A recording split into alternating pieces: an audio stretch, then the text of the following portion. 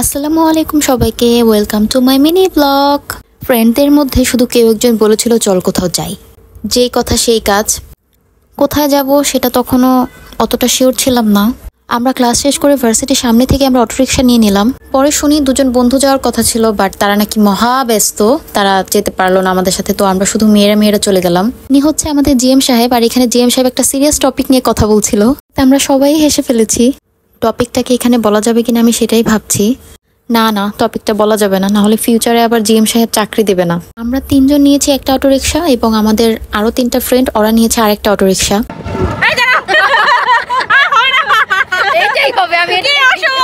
আমি এইটাই দিয়ে দিব। Hello camera, this is guys. Rickshaw থেকে আমরা ফাজলামো শুরু করে দিয়েছিলাম। আসলে ফ্রেন্ডদের সাথে থাকলে যা হয় আর কি, ছোট ছোট এক একটা কথাও অনেক ফানি মনে হয় তখন।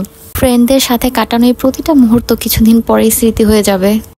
তো আমরা খালপাড় গিয়ে নামবো, আর খালপাড় যাওয়ার পথে এই ব্রিজের নিচ দিয়ে যাওয়ার সময় মাথায় যত সব উল্টাপাল্টা চিন্তা ভাবনা আসে, মানে ওগুলোর কথা আর কি বা বলবো, উদ্ভট চিন্তা সব মাথায় আসে। জানি না এটা আমার সাথেই হয় নাকি আরো মানুষের সাথে হয়। খালপাড় নেমে গেলাম, তারপরে ওই যে আমাদের বাকি তিন পরীর সাথে দেখা, তারা এক জায়গায় গিয়ে আমাদের জন্য ওয়েট করছিল, আমরা তাদের জন্য আরেক জায়গায় গিয়ে ওয়েট করছি। মানে কি অবস্থা, আধা ঘন্টা এখানেই আমরা ওয়েট করেছি একজন আরেকজনের জন্য। যাই হোক, পরে আমরা এখান থেকে আবারও রিক্সা নিয়ে নিলাম আড়ং-এ যাওয়ার জন্য। হ্যাঁ, ফাইনালি আড়ং-এ যাচ্ছি। কিছু কিনতে পারি আর না পারি, দেখতে তো অসুবিধা নাই, ঘুরতে তো নিষেধ নাই, আর ওখানে যেতেও তো আর এন্ট্রি ফি লাগে না, তাই গেলাম আড়ং-এই যাই। রাস্তাগুলো আমার কেন জানি ওই দিন একটু বেশি ভাল লাগতেছিল, জানি না কেন, হতে পারে আবহাওয়ার জন্য। এত বাতাস ছিল, আর ঠান্ডা ঠান্ডা বাতাস, এরকম রোদের মধ্যে, কিন্তু রোদটা গায়ে লাগতেছে না, ভালোই লাগতেছিল অনেক। আমার কাছে মনে হচ্ছিল যে এরকম 1-2 ঘন্টা রিক্সা দিয়েই ঘুরি। আমাকে দেখেও মনে হচ্ছে যে আমি এনজয় করতেছি, রিক্সা রাইড এনজয় করতেছি। ওয়াও। বাকি 2 রিক্সা খুঁজতে খুঁজতে দেখলাম 2 বিউটির দেখা পেয়ে গেলাম। 2 বিউটি, তারা কি সুন্দর! ওফ, তারা তো মনে হচ্ছে যে আমার থেকেও বেশি এনজয় করতেছে। তো চলে আসলাম আড়ং-এর সামনে, আর এই 2 বিউটি এখানে দাঁড়িয়ে আছে। একজন তো পুরাই অ্যারাবিক স্টাইলে আসছে, যেটা আমার অনেক ভালো লাগছে, পিঙ্কি অ্যারাবিক। আর আরেকজন তো এখানে পুরো সানগ্লাস পরে পুরা স্মার্ট ভাইবসে আছে। আড়ং-এ ঢুকেই প্রথমে ব্যাগসের দিকে নজর চলে যায়, এত সুন্দর সুন্দর ব্যাগ। প্রাইসগুলো সুন্দর দেয়া থাকে, কিন্তু বলতে হবে মানে ভাল লাগে ভাই, কি করব, যেটা দেখি সেটাই ভাল লাগে। যখন টাকা থাকে না তখন যা দেখি তাই ভাল লাগে।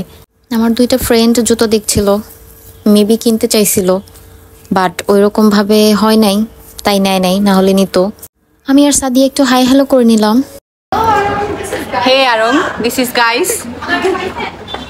Here is our video. No, we are video. We are video. Hello guys, this is guys. No, this is Arong. Hello Arong, this is This guys. is guys. Hello Arong, we are video. Hello Arong, hello Arong. Hello Arong, this is guys. We are video. Oh, I'm looking so beautiful. Video.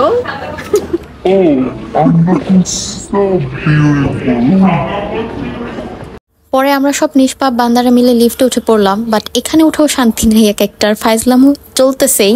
আর এখানে সবাই যার যার English show off করতেছিল, এত পরিমাণে English ঝাড়তেছিল। পরে বললাম থাক ভাই, ইংলিশ আর শো অফ করতে হবে না, ইংলিশ শো অফ না করে তাই আমি এই ভয়েসটাই অফ করে দিয়েছি, না হলে আমি অডিওটা দিতে চেয়েছিলাম ভিডিওতে। আর এখানে আরেকজন বলতেছিল ও ভিডিওগুলো করে আমাকে দিবা। আমি বললাম আরে ভাই আগে ভিডিওগুলো করতে তো দাও। লিফটের লাইটিংগুলো সুন্দর ছিল, মানে ভিডিওগুলো সুন্দর আসছে, জানি না আমরাই সুন্দর নাকি লাইটিং এর জন্য ভিডিও সুন্দর আসতেছিল, বুঝতে পারতেছিলাম না আমরা। সাদিয়া যেগুলো কি দেখতেছিল, কোন ধরনের ড্রেসে কোন ধরনের প্রাইস যে দিয়ে রাখছে, প্রাইস দেখে আমি পুরাই হতাশ, বরাবরের মতো হতাশ হয়ে তাই নিচে চলে যাচ্ছিলাম। তারপরও দেখলাম, দেখে টেকে স্বাদ শেষ উপরের, এখন আবার নিচের স্বাদ গ্রহণ করার জন্য নিচে যাইতেছি সবাই। আমরা দেখি নিচে কি কি স্বাদ আসছে। এই ড্রেসটা দেখে আমি আর আনিকা এত হাসতেছিলাম যে বলার মতো না। কি দেখে কোন ডিজাইনের এই ড্রেস ডিজাইন করছে, একটা হাতা দিছে, আরেকটা হাতা দিতে কি ভুলে গেছে, আরেক হাত কোন দিক দিয়ে বের করবে ভাই। ড্রেসের ডিজাইন দেখে আমি পুরাই হতবাক, বা ড্রেসটা দেখে মজা পাইছি অনেক। এই সেকশনে আসলে তো মাথাই নষ্ট হয়ে যায় আমার। ঘর সাজানোর জিনিসগুলো সুন্দর সুন্দর থাকে, আর এখানকার যে মোমবাতির যে কালেকশন, বাপ বাপরে কার না পছন্দ, এগুলো দেখলেই আমার মনে হয় কি যে 10-12টা একেবারে কিনে নিয়ে যাই। ওর এখানকার লোভ সামলিয়ে নিচে গিয়ে আর লোভ সামলাতে পারলাম না, এত সুন্দর সুন্দর জুয়েলারিস ছিল। ওরা কয়েকটা আংটি কিনে নিল, আমি আর রানিকা আংটি আর ব্রেসলেট কিনে নিলাম। Thanks to our diva queen Ayesha, ব্রেসলেটটি পছন্দ করে দিয়েছে যেটা অনেক সুন্দর ছিল। আর এখান থেকে আমরা একে অন্যের থেকে বিদায় নিয়ে নিলাম, যার যার রাস্তা আলাদা হয়ে গেল এখান থেকে। আজকের ভিডিও এই পর্যন্ত, টাটা।